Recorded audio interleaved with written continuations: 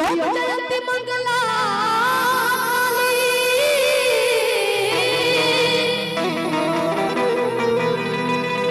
भद्र काली कपालिनी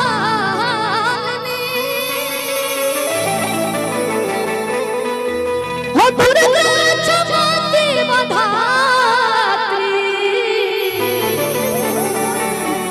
सहस्रधा नमस्तुते।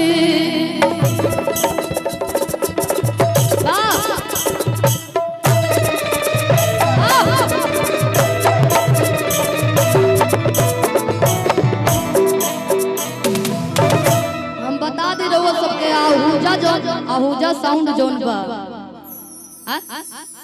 विश्वकर्मा। अच्छा एक नाम है ब्रांड विश्वकर्मा साउंड। हमने के बुझा था पहला मुलाकात हुए लेकिन जोड़ा नहीं थे जौना कलाकार भाई कलाकार के साथ चाहे साउंड वाला के साथ जब 10 गो टीम मिल के काम करला तो बहुत बढ़िया होला बुलंद होला। और पूरा टीम के आपके स्वागत करता नहीं बहुत अच्छा लगा था। कैसे लगातार हमने के एक हफ्ता से कार्यक्रम चला था। आज रात रहुए कार्यक्रम और आज बा फिर काल बा लेकिन कहे के भक्त माई के दरबार में गए पड़े। माई के तो भजन रोज होता। आज भगवान भोलेनाथ के दरबार में बानी जा आज सब लोग झूमी। माई पार्वती जी जानते बनी भोले बाबा और भंगी है वहाँ के बड़ा देर ले सुतीला। सब लोग ठीक बा सबके प्रणाम बा। माई पार्वती जी कहत माई के साथे साथे पूरा चिरई चुरू समस्त देवता लोग टेंशन में बा कि भगवान भोलेनाथ कब उठो। आधे लगली जगावे देखी भोर की किरनिया फूटी फूटी है। आधे लगली जगावे देखी भोर की किरनिया फूटी फूटी है। ए भोले बाबा उठी उठी है। ए भोले बाबा उठी उठी है। आदि लगली जगावे देखे भोर के किरनिया फूटी फूटी है। लगली जगावे देखे भोर के किरनिया फूटी फूटी है। ए भोले बाबा उठी उठी है। ए भोले बाबा उठी उठी है।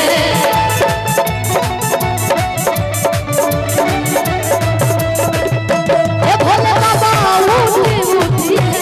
ए भोले बाबा उठी उठी है।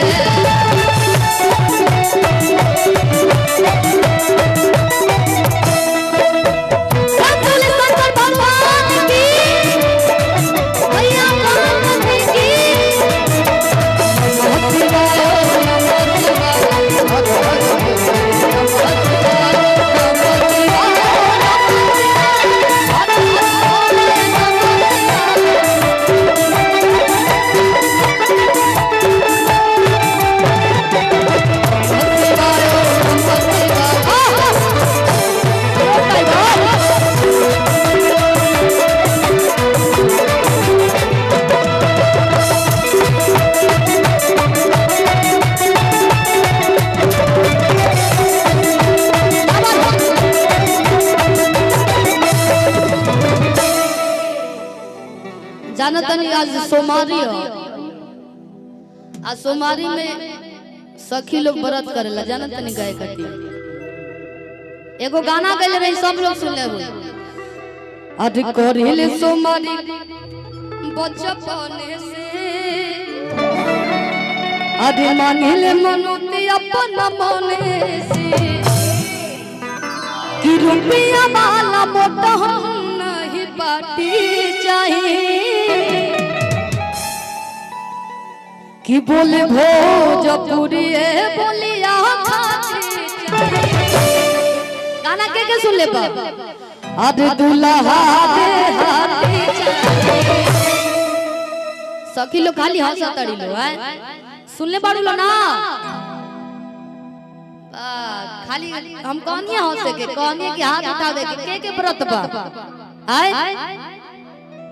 जेकर शादी हो गइल बा तो ओकर तो मन में लड्डू फूटता कुंवार के बा हां एमे तो भौजाई ढेर लोग बड़ी लोग अरे करिल सोमारी बचपन से अरे मांगिल मनोती अपन मन से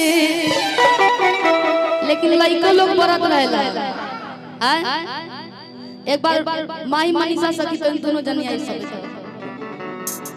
तब लोग हाथ उठाई काहे कि बढ़िया सुंदर लड़की पावे खातिर लइको लोग लड़की से कम थोड़े बा इहो लोग व्रत करेला अब लोग हाथ उठाई अरे करिल सुमारी बचपन से एने के व्रत बा व्रत के बा केकर शादी हो गई बा सारे कुंवारे हैं कि रुपया वाला मोह नहीं बाटी चाहिए कि बोले बोलिया चाहिए अरे दुल्हा चाहिए कि करिल सुमारी बचपन से मांगिल मनोती अपन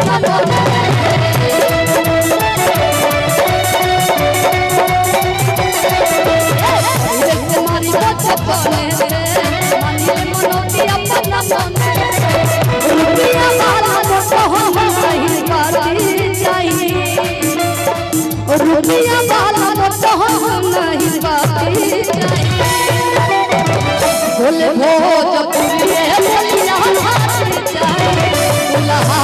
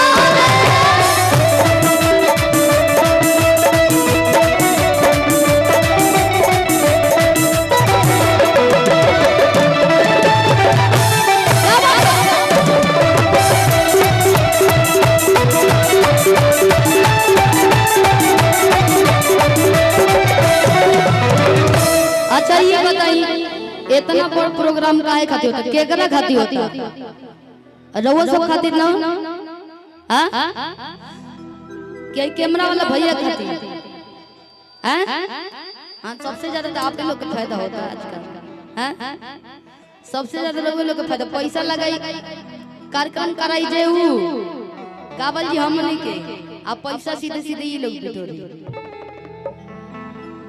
अरे हमारा बाबा बढ़ जाए सब अरे हो जाए सहाइया कि रहुआ के चढ़ावतनी बेल के पतैया सही में बेल पतर नहीं है भाई कि हमारा बाबा हो जाए सहाइया रहुआ के चढ़ावतनी बेल के पतैया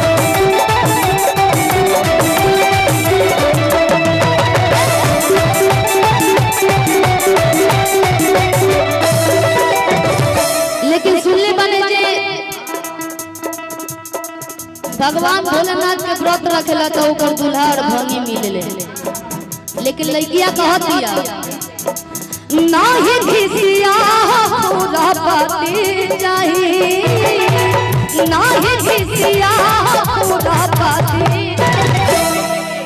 सब लोग डांस करी आना तुम जयकारा लगावे तो लगा कि बोले भोजपुरी बोलिया खाती चाहिए दुल्हा दे हाथ चाहिए कि बोले भोजपुरी